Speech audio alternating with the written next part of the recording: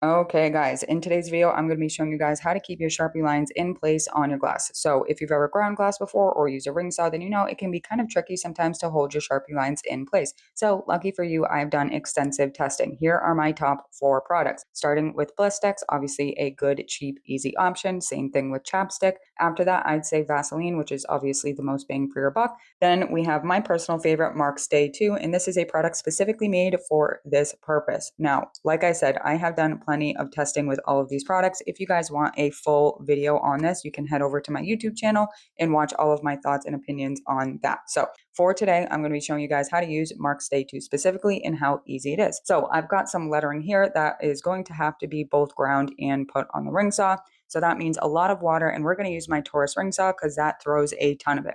So I'm going to go ahead and open up my Mark Stay 2, and I just like to use a little tiny fine paintbrush because, like I said, a little goes a long way.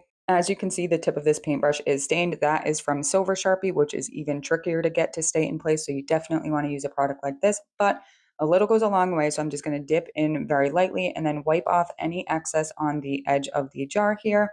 And then I'm going to go right into my glass and just start outlining all of my Sharpie lines. If you need to, you can just tilt the glass kind of back and forth and you'll be able to see kind of the mattified finish of the Mark Stay 2 and where you've put it. So I'm going to go ahead and outline all of the outside lines and inside lines because, again, some of these pieces are going to need hole bits and ring saw and regular grinder action. So I want to make sure that I am thoroughly covering all of these areas. After I finished outlining all of these Sharpie lines, I went ahead and drilled hole bit holes for all of the pieces that are going to need the separating blade over on the ring saw and just the ring saw in general. So now these pieces are ready to go. I can finally go in and start outlining all of these letters and shapes with both the ring saw and the regular grinder. So I am doing just that. I'm going in with my ring saw and using it as normal, outlining all of my letters here and doing it very easily because of that Mark Stay.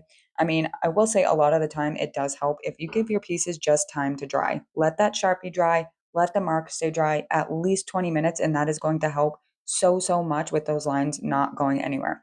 And that is really it, guys. I am finished. That is how you use Mark Stay 2, or really any of the products that I showed you in this video. They are all going to work and help keep those lines in place. But again, just let your Sharpie lines dry. That's going to help the most. And no, I am not foiling these pieces. These are all for a mosaic. You guys are nuts if you thought that I was going to wrap these in copper foil. You'll have to see in part 2.